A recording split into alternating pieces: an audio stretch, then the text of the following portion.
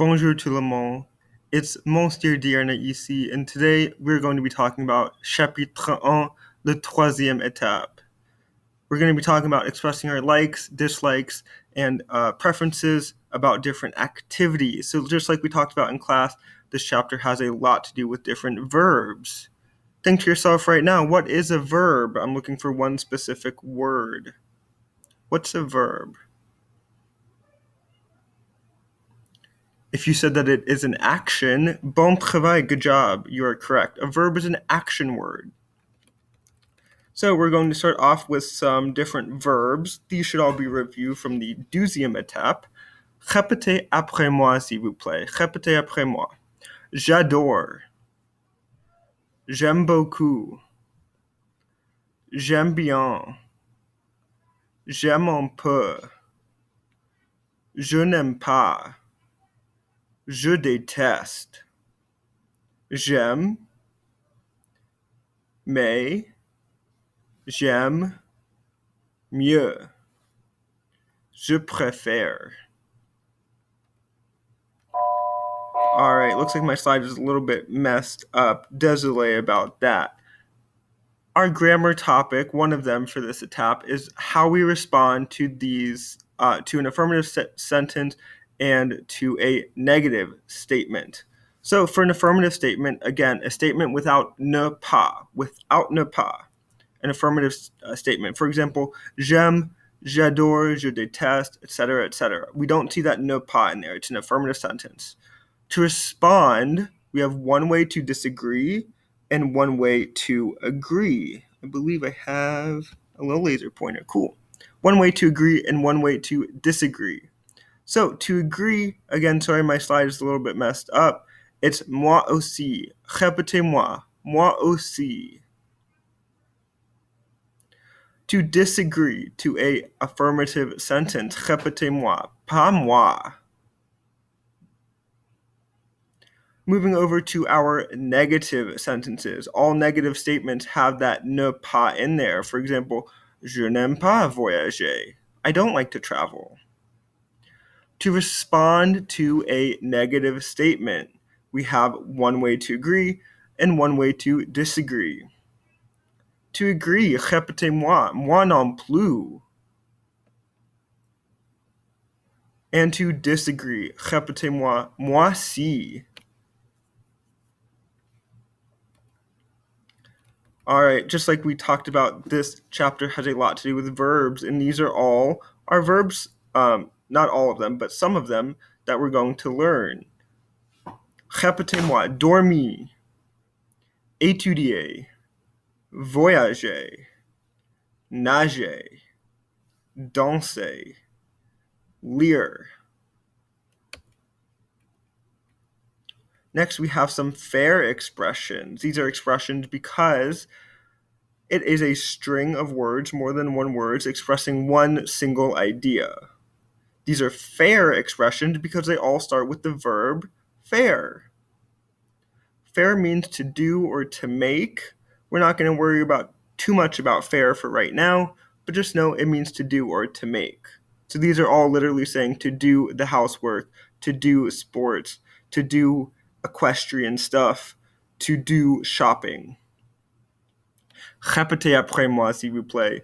Faire le ménage. Faire du sport. Again, I don't want to hear that T. Répétez-moi. Faire du sport. Répétez-moi. Faire de l'équitation. Répétez après moi. Faire les magasins. Again, with that nasolated N. Magasin. All right. We have some more expressions. Répétez-moi. Regardez la télé. Sortir avec les copains.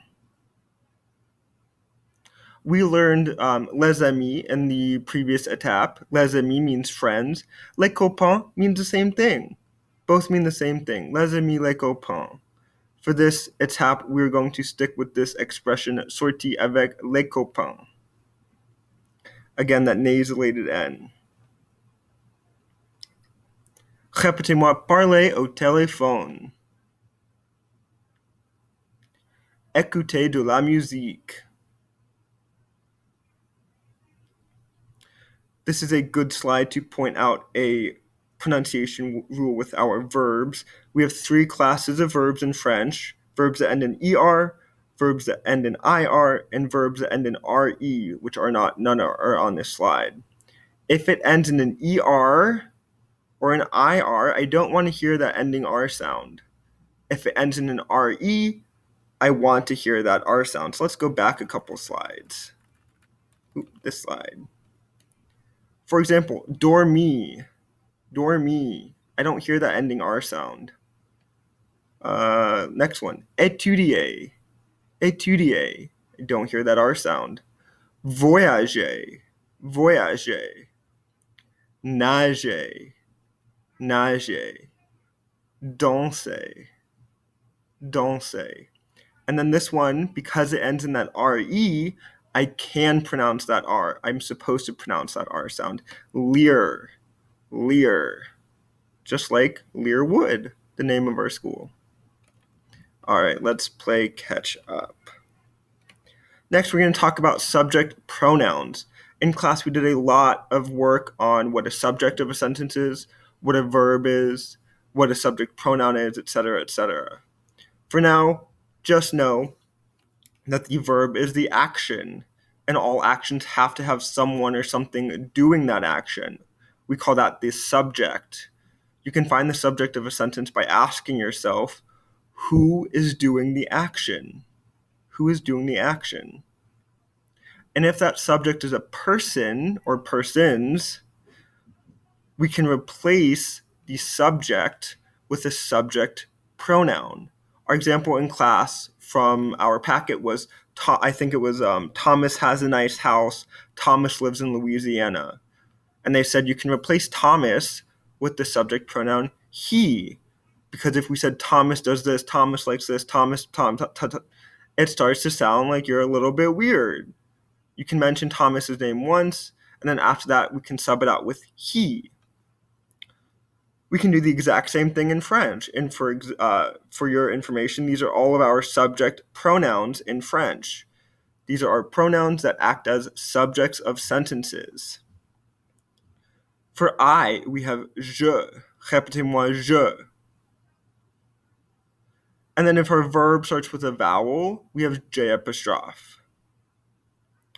Répétez-moi tu. Tu. We've already seen this one before. Next, we get into the new stuff. We have he. Répétez-moi il. Il. For she, elle. Elle. For one, we have on. Again, that nasolated N. On. And a lot of students get confused with this. If you've ever taken an English class and your English teacher says, when you're writing an essay, you're not allowed to use the word you. Not allowed to use the word you in your essay because it sounds too informal. It sounds like conversation. So they will often tell you, sub out all of your yous for the word one.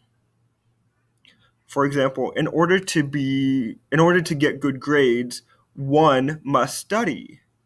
This is the same use of one. In order to get good grades, one must study. All right, next, we're talking about we, so a group of people including ourselves. Répétez-moi, nous. Again, one that we've already seen before, we use vous for either two people, two or more people, or somebody that we should be formal with. Gave you a second to think about that, so hopefully that's what you came up with. Répétez-moi vous. Next, we have two forms of they. We have il, pluriel, répétez-moi il, and we have elle, répétez-moi elle. First things first, pronunciation-wise, these are the same. Il. So in class, you'll probably hear me say il singulier, il singular, and il pluriel. il plural, elle singulier, and elle pluriel. So elle singular and elle plural. Second thing is, again, we have two forms of they, when in English we only have one, they. In French, we, again, differ these by gender. If we're talking about a group of people and it is 100% all males, or mixed girls and boys, we use il pluriel. Remember, it could be 99 females and one male, and we use il pluriel. It's not fair. I don't know why. That's just the way French works. To be able to use elle, it has to be 100% all female. No exceptions. This is just kind of recapping that information. We can also use on for one, or it is often used as slang for we. But we're not really going to talk about that too much. Just know that it can be used slang for we instead of new. This slide might help you. It probably helped you on one of our homework activities. It breaks it down if you're talking directly to somebody or if you're talking about somebody. As I said in class, instead of this slide tends to confuse me. So instead of this slide, I tend to think of this as a made-up scenario. So if I'm talking about myself, I think of sentences that I might say to somebody if I'm talking about myself. I live in Brecksville. I teach French at Learwood Middle School. I do this. I like this, blah, blah, blah, blah, blah. And I start to notice that I'm using the pronoun I a lot. So then I go back to my notes or I go back to my slides. I see the pronoun I. In French, it's je, so I would be using je. That's just the way I do it. Hopefully that helps you. These are some examples. Next, we're going to get into ER verbs. ER verbs. So again, we have three different classes of verbs. ER verbs, IR verbs, and RE verbs. We're going to learn the biggest set of verbs today, ER verbs, and we call them ER verbs because their infinitive ends in an ER. And you may be saying, well, what's an infinitive? An infinitive is a verb before it is conjugated. An infinitive is a verb before it's conjugated. And you may be saying, well, what does it mean to be conjugated? To conjugate means to change the verb to agree with the subject. So we often call the infinitive the to form of the verb because in English, that's the way it's translated. To like, to love, to think, to eat, to sleep. It's the verb before it's conjugated. And conjugating means just changing the verb to agree with the subject. For example, to be is an infinitive. We can't say I to be, you to be, he to be. We have to change the verb to agree with the subject, and this is conjugating. For example, I am, you are, he is, she is, one is, we are, you all, you plural are, they are. That's called conjugating. So now that we have that down in English, let's talk about French. To conjugate ER verbs, again, ER verbs, their infinitive end in an ER. We follow this pattern. First, we take off the ER ending from the infinitive. Take off the ER ending. And then we add our memorized endings to the stem. These are our memorized endings. Es, ONS, EZ, ENT, ES, ONS, EZ, ENT. For example, first we have our verb parler. We have it in our vocabulary. Parler au téléphone, to talk on the phone. Parler is an ER verb. How do I know this? Well, it ends in an ER. To conjugate the verb parler, we take off this ER. Take it off. So we get parle, P-A-R-L. And then we add our memorized endings. Es, O-N-S, E-Z, E-N-T. Répétez-moi, je parle. I don't want to hear that E. Répétez-moi, je parle. Tu parles. I don't want to hear the ES. Répétez-moi, tu parles. Répétez-moi, il parle. I don't want to hear that E again. Répétez-moi, il parle. Elle parle. On parle.